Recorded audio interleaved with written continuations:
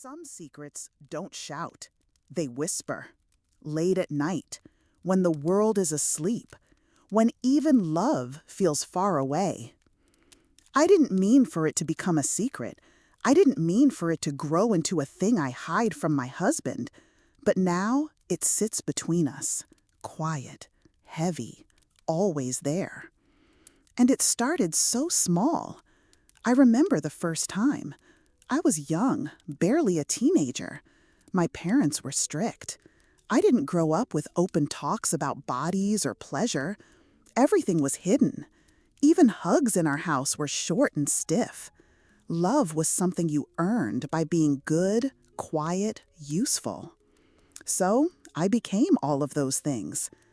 But my body had needs I didn't understand. It started with small touches in the dark, curiosity, loneliness, a search for something warm in a cold world. And when I discovered it, pleasure, I didn't have words for it, just the feeling, a kind of soft escape, like floating away from the noise in my head.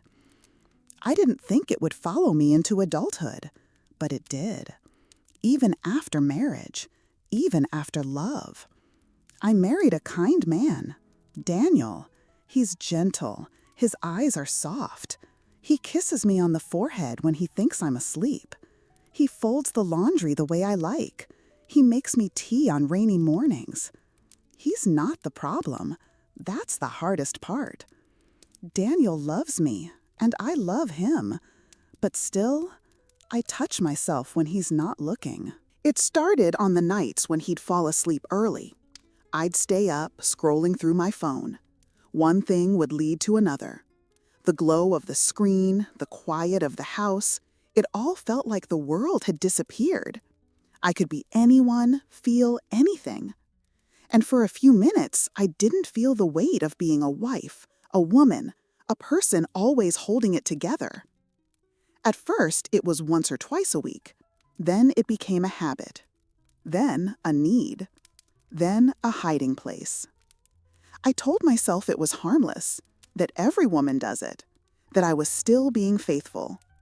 But something started to shift, something small and slow, like a hairline crack in glass. Daniel would reach for me in bed, and I'd turn away.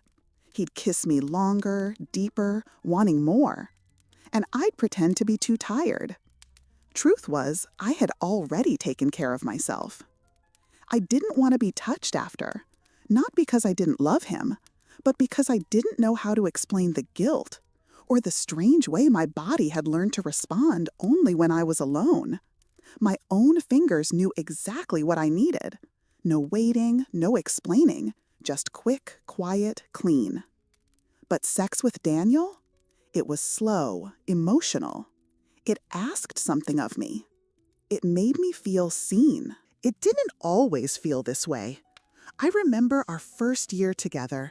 We used to make love like we were starving. His hands, his mouth, the way he whispered my name against my skin.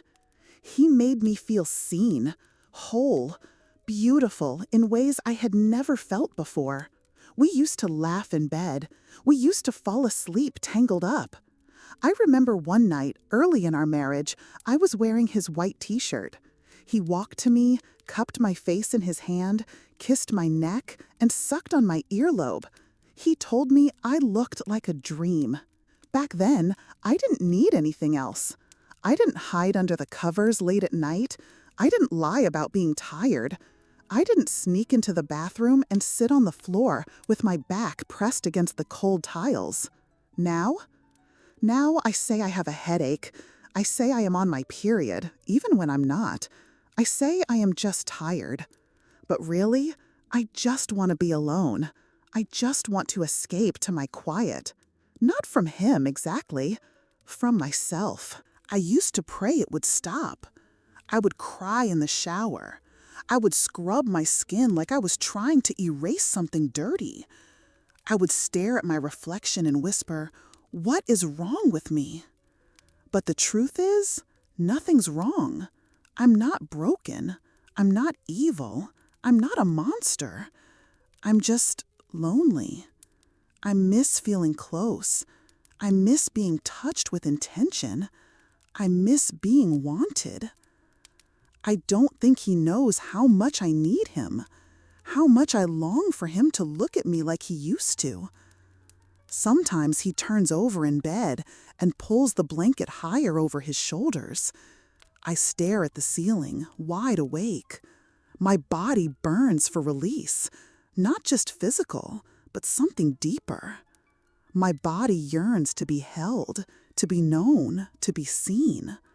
So I touch myself, and for a few minutes, I forget. But when it's over, I always cry. Always. One night, I tried to tell him. We were lying in bed. The fan was humming softly. The air smelled like clean laundry and the faint sweetness of my body lotion. I rolled over, placed my hand on his chest. "Can we talk?" I asked. He nodded. "Yeah, babe. What's on your mind?" But then he smiled, tired, eyes already half closed. His hand found mine and gave it a light squeeze. He thought I was going to say something small, something safe. And I couldn't say it. Not that night. Not when he looked so peaceful. Not when he trusted me to be soft and quiet. Not when he didn't know how deep the storm was inside me.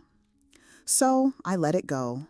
I kissed his shoulder, whispered, "Nothing, go to sleep." And I turned away. The next day, I wore my new red lingerie.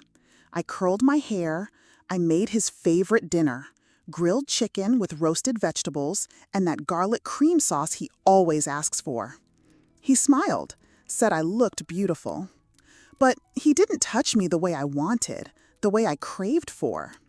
And later that night, when he was in the shower, I slipped into the guest room, shut the door.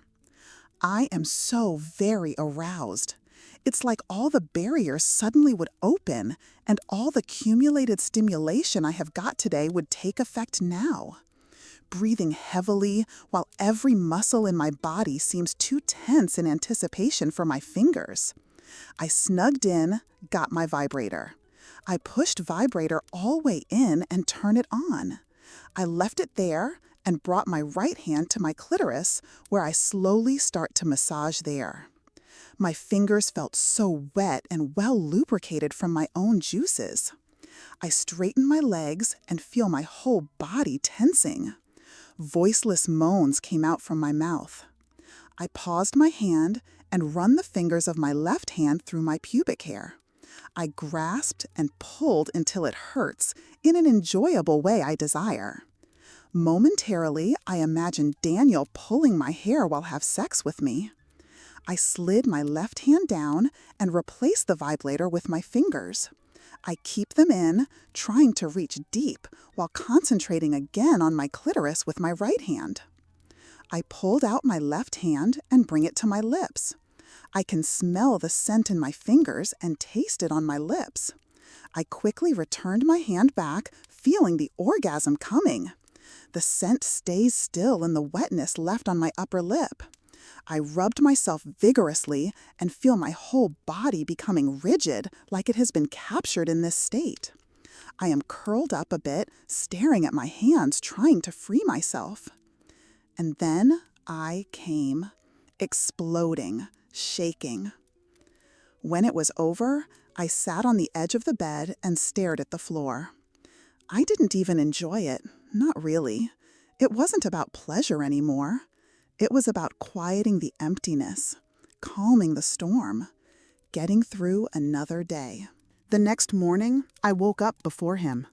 I watched the sunlight crawl across the floor, pale, slow, like it wasn't sure it belonged in our bedroom anymore. He lay there, snoring softly, one arm thrown over his head, his mouth slightly open. I used to love that, his messy, boyish sleep. Now I just felt far, like I was standing at the end of a long hallway, watching him through a window. I walked into the bathroom, shut the door quietly, and sat on the closed toilet lid. My nightgown clung to my skin from sweat. I didn't cry. I just sat there, holding myself, arms wrapped tight, like a child after a nightmare. I kept thinking, how did I get here? I used to be so full of light, playful, curious, always craving his touch. Not just his hands, but his attention. I used to light candles before bed, spray perfume behind my ears, play that soft playlist we made on our honeymoon. Now I turn the lights off before I undress. I wear old t-shirts. I flinch when he reaches for me too suddenly. Not because I'm scared of him, but because I don't know how to let him in anymore. That night, he touched me. It was soft at first, a hand on my hip, his mouth against my neck. He whispered, "You feel so good." And I wanted to melt. I wanted to give in. But my body didn't respond. It just went still. My mind screamed, "Say something, move, kiss him back." But I couldn't. I stared at the ceiling, counted the cracks, waited for it to end. Afterward, he asked, "Are you okay?" I nodded. I lied. I said, "I am just tired," with a smirk. But inside, I was breaking, because I had wanted him to touch me. I had begged for it in my mind, night after night. But when it finally came, I couldn't receive it. It felt like someone giving water to a drowning person, too late. My body had learned how to be alone. It didn't know how to be held anymore. Later that week, I met an old friend for lunch. She looked at me and said, "You look thinner. Are you okay?" And I laughed too quickly. "I'm fine, just busy." I didn't tell her that I barely eat anymore, that I lie awake at 3 a.m., touching myself just to feel something, that I sometimes fantasize about disappearing for a few days and seeing if anyone would even notice. No one sees the cracks. I hide them well, but they're there. They run through me like fault lines. One evening, I stood in front of the mirror. Just stood there, naked. I looked at my own body the way a stranger might. Curves, soft from time. A few stretch marks. A scar on my lower belly. I touched my arm, my collarbone, my stomach. Not in that desperate way, not to escape, but slowly, gently. And I whispered, "Do you still belong to him?" My reflection didn't answer. Daniel and I had dinner together that night, sat at the table, shared a bottle of wine, laughed at some silly video he showed me on his phone. And for a moment, it felt normal. But then he leaned in to kiss me, and I felt nothing. Not disgust, not anger, just emptiness. Like my body was a house he used to live in, and now he was a visitor, polite, careful not to touch the dust. After he fell asleep, I went into the bathroom again. Same spot, same silence. But this time, I didn't touch myself. I just sat there, back against the wall, eyes staring at the tiles, breath slow. And I whispered, "God, what's wrong with me?" I wanted to cry, but I was too numb. Even my tears felt tired. Sometimes I wonder if he notices. The way I flinch when he pulls me close, the way I fake the sounds, the way I avoid eye contact after we've been intimate. I think he does, but he doesn't know what it means, and I'm too ashamed to tell him. There's a drawer in our bedroom, tucked in the back under old scarves. That's where I keep my vibrator. It's become my secret partner, always there, always giving, never asking anything in return. But I hate it. I hate how it makes me feel afterward. Empty, shallow, used, even though it's only me.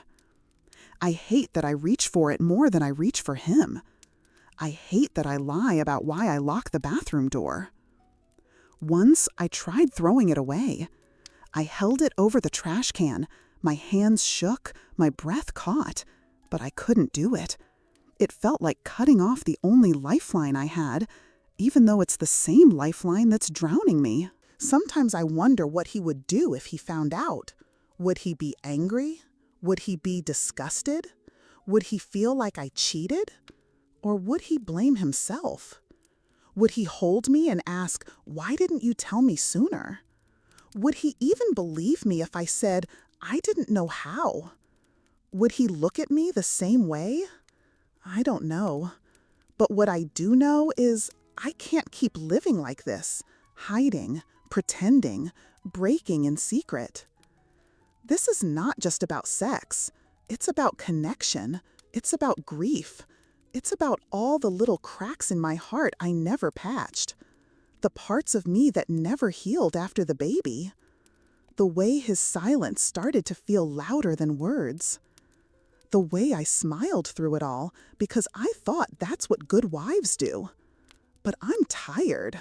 I don't want to be good. I want to be real. And the real me, she's aching. She's scared. She's holding on to a habit that's starting to feel like a cage. I don't know how to stop. And he doesn't know anything at all. I love him. That's the hardest part. I still love him. But I'm not sure I know how to be with him anymore. Not with this secret in my bones. Not with this ache I can't name. Not with my hands always doing what my heart refuses to ask for. I want to tell him. I want to be brave. But every time I open my mouth, fear closes it again. What if I ruin everything? What if he leaves? What if he stays, but never looks at me the same way again? So, I stay quiet. And I touch myself again. And again. And again. In my quiet, I've whispered prayers through clenched teeth. I've read books. I've journaled. But it always comes back. When I feel unseen, when I feel untouched, when I feel like a hollow version of myself. My hands know how to comfort me in a way I can't explain. But afterward, always that same stillness, the same guilt, the same voice. You're a wife. Why isn't he enough? I don't know how to bring it up. How to say, I'm addicted to masturbation, and I don't know how to stop. How to explain that it's not about lust. It's about pain. It's about silence.